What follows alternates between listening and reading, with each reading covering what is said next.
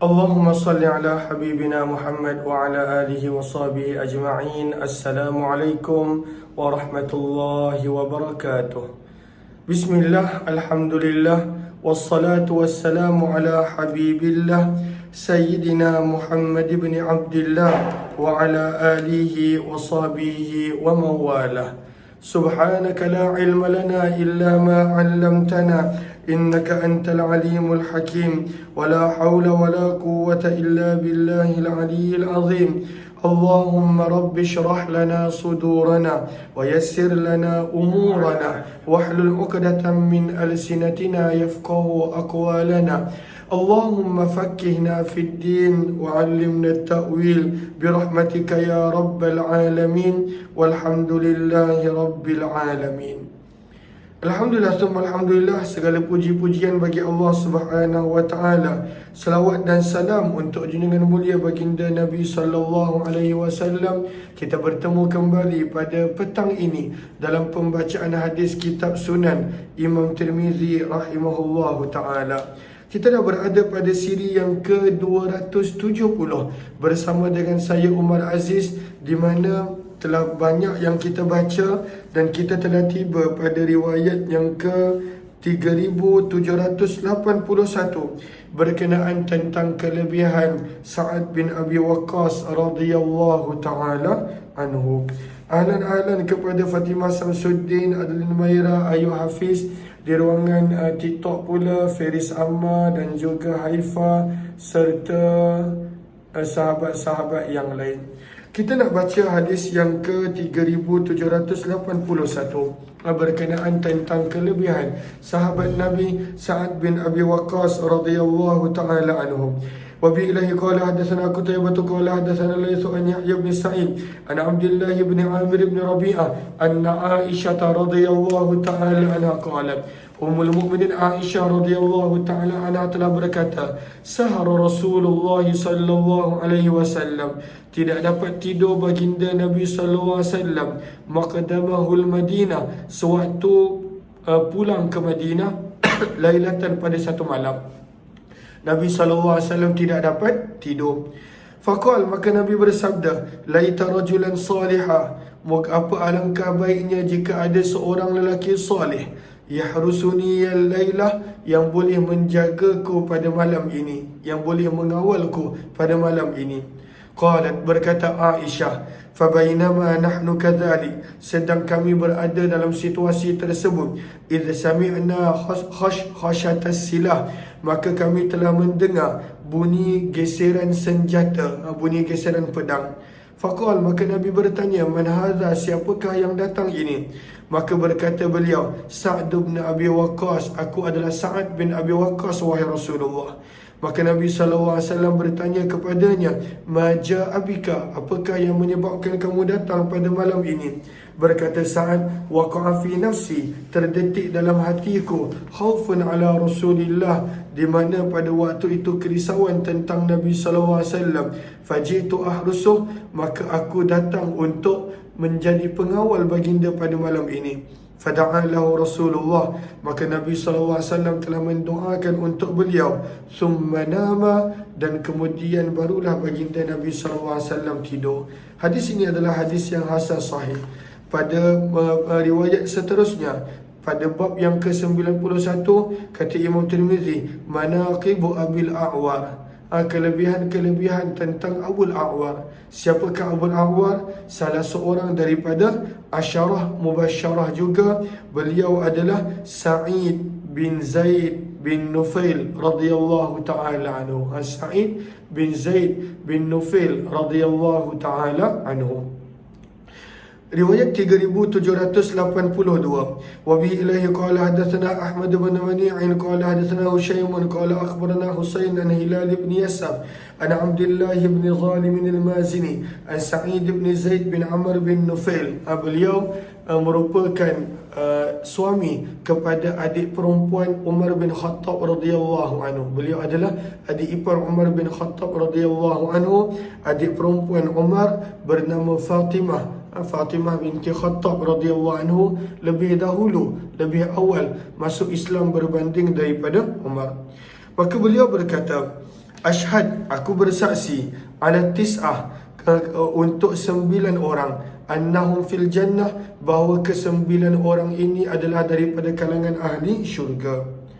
Walau syahidtu, dan sekiranya aku bersaksi untuk orang yang ke-10, lam atham, itu menjadikan aku tetap tidak berdosa.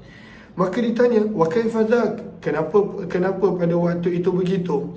Maka beliau berkata, kunna ma'a Rasulillah sallallahu alaihi wasallam Hira. Adalah kami pernah bersama dengan Nabi sallallahu alaihi wasallam di Gua Hira. Dan telah kita kongsikan bahawa peristiwa bergegarnya gunung berlaku dalam Sunan Tirmizi pada beberapa peristiwa. Ketika mana Nabi berada di atas Bukit Uhud, ketika mana Nabi berada di atas Bukit Sabir di Mekah, dan ketika mana baginda berada di atas Gua Hira. Faqal, maka pada waktu itu Gua Hira telah bergegar. Maka Nabi SAW bersabda, usbut Hira, apa kekallah tenang wahai Hira, fa innahu, kerana sesungguhnya, laisa alaika, tidaklah yang berada di atas kamu, illa nabiyyun, kecuali seorang nabi, au siddiq, ataupun seseorang yang jujur benar, au syahidun, ataupun orang yang syahid. Qil, maka ditanya kepada beliau, wa manhum, siapakah yang Nabi SAW maksudkan pada waktu itu dengan gelaran begitu? Maka beliau berkata, Rasulullah, itulah Rasulullah, Abu Bakar, Umar, Uthman, Ali, Talha bin Ubaidillah, Zubair ibn al-Awwam, Sa'ad bin Abi Waqqas, Abdurrahman bin Auf. Maka ditanya, famanil ashir, maka siapakah orang yang ke-10 yang merupakan ahli syurga juga? Maka kata Sa'id bin Zaid, ana, iaitu beliau. Maka Sa'id bin Zaid termasuk daripada kalangan asyarah mubasyarah bil jannah, 10 orang yang baginda Nabi SAW jaminkan syurga dalam satu hadis, dalam satu riwayat. Banyak lagi sahabat lain yang Nabi SAW jaminkan syurga, tapi asyarah mubasyarah dalam satu hadis, dalam satu riwayat, baginda Nabi SAW jaminkan syurga untuk mereka. Kata Imam Tirmizi, hadza hadithun hasanun sahih, hadis ini adalah hadis yang hasan sahih, dan sungguh telah diriwayatkan daripada sudut yang berbeza, daripada Sa'id bin Zaid, daripada Nabi SAW.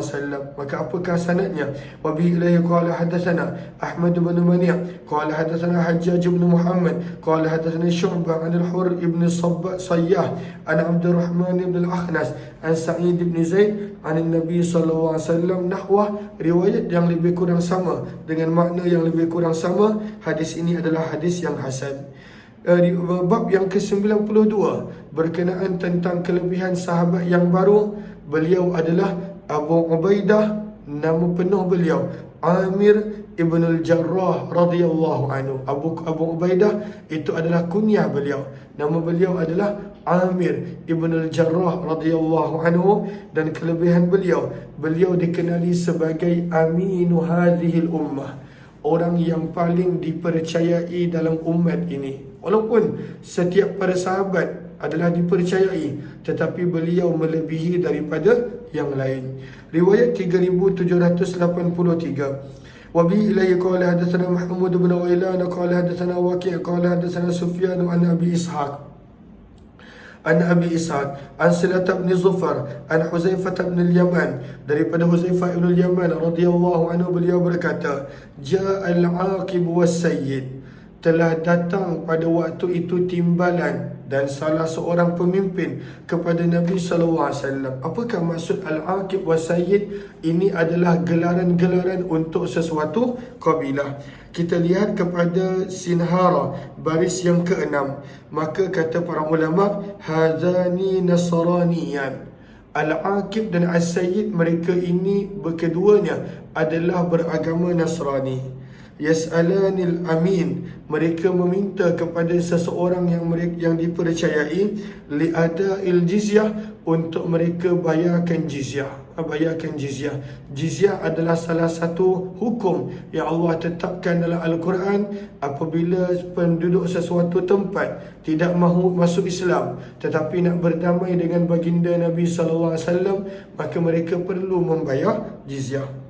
Wa kana min ahli Najran, dan kedua ini datang daripada Najran, satu tempat yang berhampiran dengan Yaman.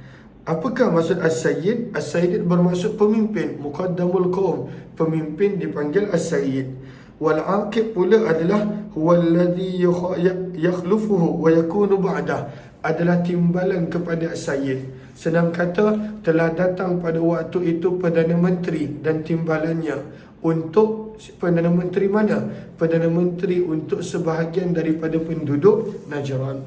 Maka mereka berdua telah berkata, ib'ath ma'ana, utuskanlah bersama dengan kami, aminaka, orang yang paling kamu percaya wahai Rasulullah. Maka Nabi bersabda, fa inni sab'athu ma'akum, maka sesungguhnya aku akan mengutuskan bersama dengan kamu aminan, seorang yang sangat-sangat dipercayai, haqq amin, yang memang selayaknya dipanggil amin. Apakah maksud haqq amin? Sinhara baris yang kedua daripada bawah, ay mustahiqan li an yuqala lahu amin, orang yang layak dipanggil sebagai amin. Fa ashrafa laha, maka fa'ashraf alahan nas, maka telah menzahirkan diri masing-masing laha, untuk mendapat gelaran al-amin tersebut ramai para sahabat. Masing-masing pada waktu itu mereka menghadapankan diri supaya mendapat kelebihan al-amin tadi. Fab'atha Aba Ubaidah, minta maaf, maka Nabi SAW telah mengutuskan Abu Ubaidah Amir ibn al-Jarrah, menunjukkan beliaulah Al-Amin. Sebab itu pada zaman Abu Bakar dan zaman Umar, beliaulah yang telah dilantik menjadi penjaga Baitul Mal pada zaman pemerintahan Abu Bakar dan Umar.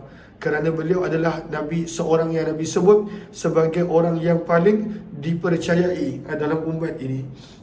Qal, berkata perawi, wa kana Abu Ishaq idza haddatha bihadzal hadis, apabila Abu Ishaq meriwayatkan dengan hadis ini daripada Silah bin Zufar, beliau berkata, sami'tuhu mundu 60 sanah, aku telah mendengar hadis ini semenjak 60 tahun yang lalu. Hadis ini adalah hadis yang hasan sahih. 3784. Wa qad ruwiya an Ibn Umar wa Anas, dan telah diriwayatkan daripada Abdullah bin Umar dan Anas radhiyallahu anhuma, daripada Nabi sallallahu alaihi wasallam, sesungguhnya baginda bersabda, likulli ummatin amin, setiap umat ada seseorang yang digelar sebagai al-amin, orang yang dipercayai. Wa aminu hadhihi al-ummah, dan orang yang mendapat gelaran amin pada umat ini, sabda Nabi, adalah Abu Ubaidah ibn al-Jarrah radhiyallahu ta'ala anhu. وبإليه قال حدثنا محمد بن بشار قال حدثنا سلم بن قتيبة وأبو داود عن شعبة عن أبي إسحاق قال حذيفة تلا بركته حذيفة ابن اليمان رضي الله عنه قال حذيفة تلا بركته حذيفة di sini beliau berkata, qultu, aku berkata, Silatu bin Zufar min zahab, Silah bin Zufar adalah seseorang yang pada waktu itu sangat-sangat berharga periwayatannya dan juga hadisnya. Apakah maksud min zahab? Lihat kepada nombor 1 di dalam ma bainal qausain, wa la'alla al-murad annahu rajulun tayyib, dimaksudkan bahawa beliau daripada emas. Zahab maksudnya emas, seolah-olah nak menggambarkan beliau seorang perawi yang baik, jayyid, bagus. Ka'annahu min zahab, seolah-olah beliau daripada emas. 3785. Wa bi ilayhi qala hadatsana Ahmad ad-Dawraqi qala hadatsana Ismail ibn Ibrahim al-Jurairi an Abdullah ibn Syakir qala qultu li Aisyah, kata Abdullah bin Syakir, aku telah bertanya kepada Aisyah, sahabat, kita dah baca dah hadis ini sebelum ini, sahabat Nabi SAW yang manakah yang paling dicintai oleh baginda? Maka Aisyah menjawab Abu Bakar. Kemudian pada waktu itu Abdullah bin Syakir bertanya lagi, kemudian siapa? Maka pada waktu itu Aisyah menjawab Umar. Kemudian ditanya lagi, kemudian siapa? Maka Aisyah menjawab Abu Ubaidah ibn al-Jarrah radhiyallahu anhu. Kemudian ditanya lagi, kemudian siapa? Maka pada waktu itu Aisyah radhiyallahu anha diam. Bagi salam cepat. Assalamualaikum, cuma semua lagi. Assalamualaikum. Okay. Dah. Masuk kat bilik air. Allahumma salli ala Sayyidina Muhammad. Riwayat 3786. Maka hadis ini nak menunjukkan betapa Aisyah menyebut antara orang yang dicintai oleh Nabi selepas Abu Bakar dan Umar adalah Abu Ubaidah Amir ibn al-Jarrah radhiyallahu ta'ala anhu. 3786. Wabihi ilahi qala hadatsana Qutaibah qala hadatsana Abdul Aziz bin Muhammad an Suhail bin Abi Salih an Abi Hurairah. Daripada Abu Hurairah radhiyallahu anhu, beliau berkata, baginda Nabi sallallahu alaihi wasallam bersabda, ni'mar rajul, sebaik-baik lelaki, sebaik-baik orang adalah Abu Bakar. Kemudian Nabi bersabda, ni'mar rajul, sebaik-baik lelaki adalah Umar. Kemudian Nabi bersabda, ni'mar rajul, sebaik-baik lelaki adalah Abu Ubaidah ibn Jarrah. Beliau berada pada kedudukan ketiga orang yang disukai, dicintai oleh baginda Rasul sallallahu alaihi wasallam. Hadis ini adalah hadis yang hasan, kata Imam Tirmizi. Kami hanya mengetahuinya daripada periwayatan Suhail. Bab yang ke-93 berkenaan tentang kelebihan Al-Fadal, Abul Fadal, ayah kepada Fadal. Siapakah beliau? Beliau adalah pakcik Nabi dan beliau adalah Abbas bin Abdul Muttalib radhiyallahu ta'ala anhu. Abbas bin Abdul Muttalib radhiyallahu ta'ala anhu. Maka apakah kelebihan Abbas bin Abdul Muttalib radhiyallahu ta'ala anhu? Kita baca riwayat 3787. Wabi ilaihi qala hadatsana Qutaibah qala hadatsana Abu Awana an Yazid bin Abi Ziyad an Abdullah bin al-Harith qala hadatsani Abdul Muttalib bin Rabi'ah bin al-Harith bin Abdul Muttalib anna al-Abbas bin Abdul Muttalib dakhala ala Rasulillah. Pada suatu hari pakcik Nabi Abbas telah masuk berjumpa dengan Nabi sallallahu alaihi wasallam. Mughdaba, dan pada waktu itu Abbas berada dalam keadaan marah. Wa ana indah, dan berkata Abdul Muttalib bin Rabi'ah, pada waktu itu aku ada bersama dengan Nabi dan dengan Abbas.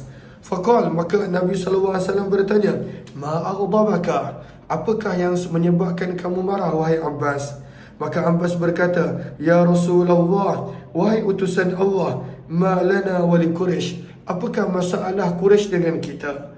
Idza talaqaw bainahum, apabila mereka bertemu sesama mereka, orang Quraisy bertemu sesama mereka, talaqaw biwujuhin mubsyarah, mereka saling bertemu dalam keadaan wajah yang berseri-seri. Wa idza laquna, namun bila orang Quraisy bertemu dengan kita Banu Hashim, lakuna bighairi zalik, maka mereka bertemu dengan kita bukan dalam keadaan begitu, wajah mereka tak gembira pun.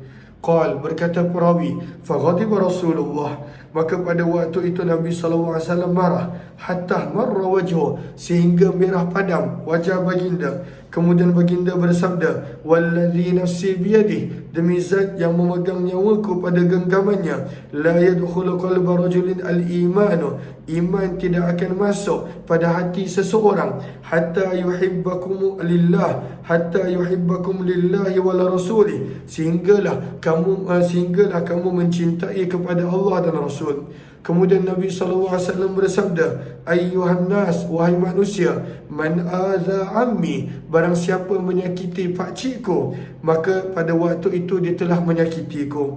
Fa innama, kerana hanya senya, amur rajul, pakcik kepada seseorang. Am adalah pakcik sebelah ayah. Maka adik-beradik ayah kepada seseorang. Sinu abi, kedudukannya adalah seperti ayahnya. Ammur rajul maksudnya adik-beradik lelaki ayah, kedudukannya adalah sama seperti ayah. Kerana mereka adalah adik-beradik. Hadis ini adalah hadis yang hasan sahih. Riwayat 3788. Riwayat yang lebih kurang sama. Nabi nak terangkan bahawa jangan menyakiti pakcik Nabi, adik-beradik ayah Nabi Abbas, kerana itu umpama menyakiti Nabi. Dan kedudukan seorang ayah adalah seperti kedudukan seorang pakcik, adik-beradik kepada ayah adalah sama seperti mana kedudukan ayah kita sendiri. Wabillahi qala hadatsana Ahmad bin Ibrahim ad-Dawraqi qala hadatsana Syababa qala hadatsana Warqa an Abi Zinad an al-A'raj an Abi Hurairah, daripada Abu Hurairah radhiyallahu anhu, sesungguhnya baginda Nabi sallallahu alaihi wasallam bersabda, Al-Abbas ammu Rasulillah, Abbas adalah pakcik Nabi sallallahu alaihi wasallam. Wa inna ammar rajul, dan sesungguhnya pakcik seseorang ataupun adik-beradik lelaki kepada ayah seseorang, adalah sinu abi atau min sinwi abi, adalah seperti ayahnya sendiri. Maka kena hormat kepada pakcik Nabi SAW.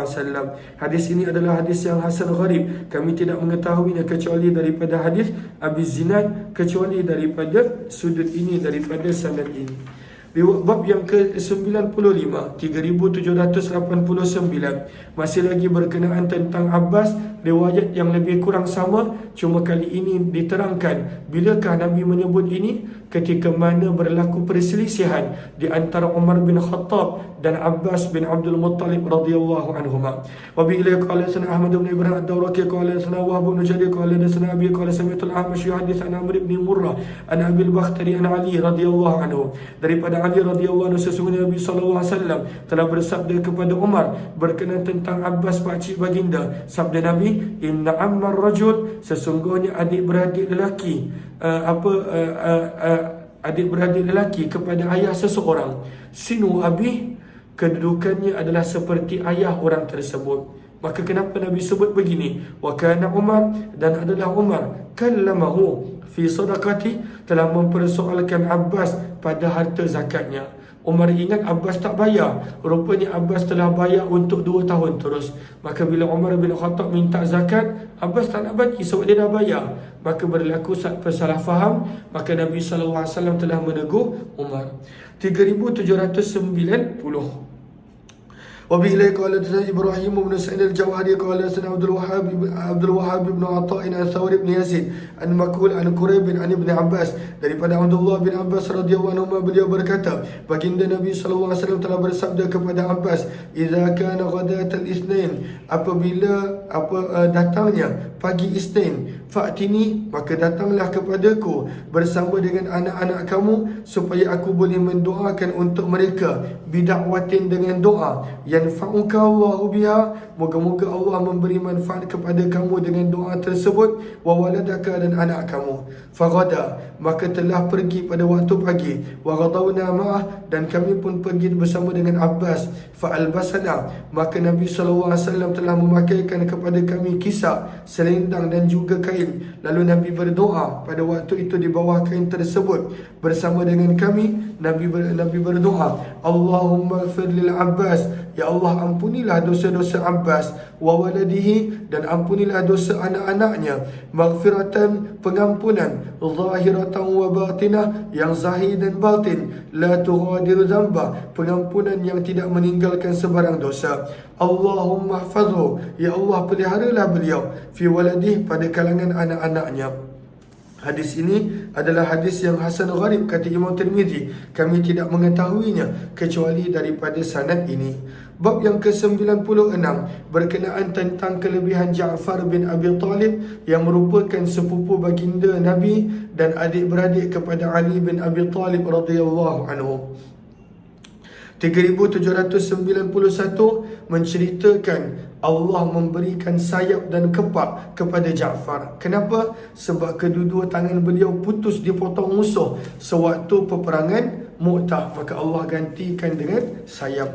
Wa bi ilaihi qala hadatsana Ali bin Hujr qala hadatsana Abdullah bin Ja'far an al-Ala bin Abdul Rahman an Abi Hurairah, daripada Abu Hurairah radhiyallahu taala anhu, beliau berkata, baginda Rasulullah sallallahu alaihi wasallam telah bersabda, ra'aitu Ja'faran, aku telah melihat Ja'far, sabda Nabi, yatiru fil jannah, berterbangan di dalam syurga bersama para malaikat, radhiyallahu taala anhu. Kata Imam Tirmizi, hadis ini adalah hadis yang gharib daripada periwayatan Abu Hurairah. Kami tidak mengetahuinya kecuali daripada hadis Abdullah bin Ja'far. Wa qad dha'afa Yahya bin Ma'in, dan Yahya bin Ma'in telah mendhaifkan Abdullah bin Ja'far, dan beliau adalah ayah kepada adik Ali Abdul Madini. Dan di dalam bab ini ada juga riwayat daripada Abdullah bin Abbas radhiyallahu anhuma.